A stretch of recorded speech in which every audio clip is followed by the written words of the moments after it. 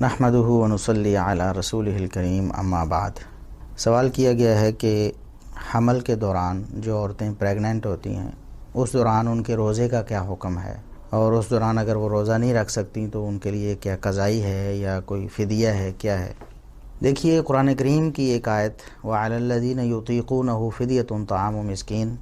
سورہ بقرہ میں اللہ تبارک و تعالی نے روزے کے احکام اور مسائل بیان کرتے ہوئے ارشاد فرمایا کہ جو لوگ طاقت رکھتے ہیں وہ روزہ چھوڑ کر فدیہ دے سکتے ہیں۔ یہ آیت منسوخ ہو گئی، بعد میں فمن شہد منکم الشہر فلیصمہ، یہ الفاظ جب نازل ہوئے، یہ آیت نازل ہوئی تو یہ حکم منسوخ ہو گیا کہ جو لوگ طاقت رکھتے ہیں وہ فدیہ دے کر روزہ چھوڑ دیں، یہ حکم منسوخ ہو گیا۔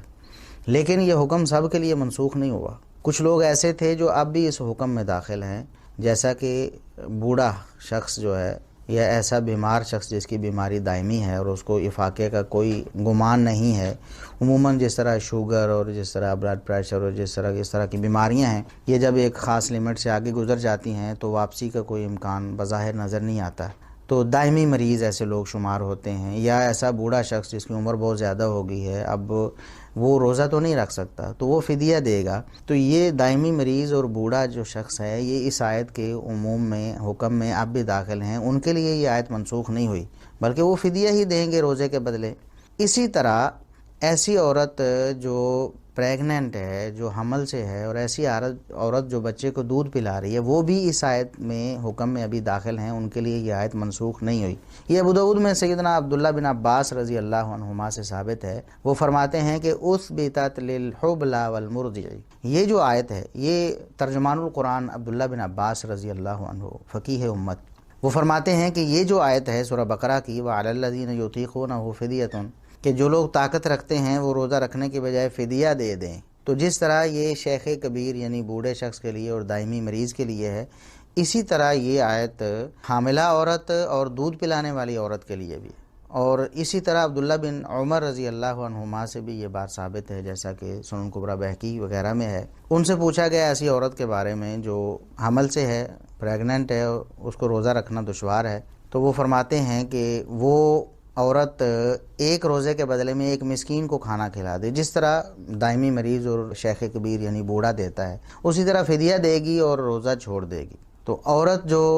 حمل سے ہے اور ایسی عورت جو دودھ پلا رہی، ان کے لیے بھی یہ رخصت ہے کہ وہ فدیہ دے کر روزہ چھوڑ سکتی ہیں، اور ایسی عورتوں کے لیے اکثر اوقات یہ پرابلمز بن جاتی ہیں، خصوصاً اس دور میں کہ جو عورت پریگننٹ ہے اس کے لیے بہت سارے مسائل اور بہت سارے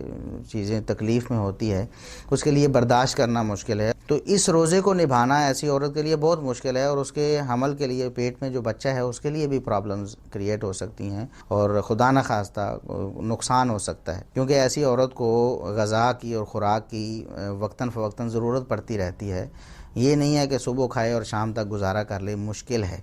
اسی طرح جو عورت دودھ پلاتی ہے اس کے لیے یہ ممکن نہیں کہ گرمیوں کے دن کا وہ روزہ رکھے، سحری کرے اور افطاری تک کچھ نہ کھائے پیے اور بچے کو دودھ بھی پلا دے، دودھ پلانا اس کے لیے ممکن نہیں ہوگا، دودھ آئے گا ہی نہیں۔ تو اس لیے شریعت نے انہیں رخصت دی ہے کہ ایسی عورتیں وہ فدیہ دے کر روزہ چھوڑ دیں، ان کے لیے قضائی بھی کوئی نہیں۔ بعض لوگ یہ سمجھتے ہیں اور یہ خیال کرتے ہیں کہ ایسی عورتیں قضائی دیں گی، اچھا ابھی تو روزہ نہیں رکھیں گی جب وہ پریگننٹ ہیں یا جب وہ دودھ پلا رہی ہیں، لیکن بعد میں وہ روزہ رکھیں گی۔ شریعت نے ایسی کوئی پابندی نہیں لگائی ان پر۔ اور دوسری بات یہ ہے کہ اگر ہم لاجیکلی دیکھیں تو یہ بھی ناممکن سی صورت بن جاتی ہے اکثر عورتوں کے لیے۔ ایک عورت ہے، جوان ہے، اس کی شادی ہوئی ہے، وہ پریگننٹ ہوئی ہے، اس نے اب بچہ پیدا ہوا تو اس نے دودھ پلانا شروع کر دینا ہے۔ اب وہ دودھ پلائے گی، دودھ پلانے کے دوران بھی 2 سال کی مدت ہے، اب وہ روزہ نہیں رکھ پائے گی، اور اتنی دیر میں دوبارہ اگر وہ پریگننٹ ہو جاتی ہے اور اس طرح 4-5 بچے ہوتے ہیں تو 10-15 سال تو اسی طرح گزر جائیں گے، تو یہ یعنی ممکن نہیں ہے۔ تو اللہ تبارک و تعالیٰ نے اسی لیے رخصت دی ہے، اور جو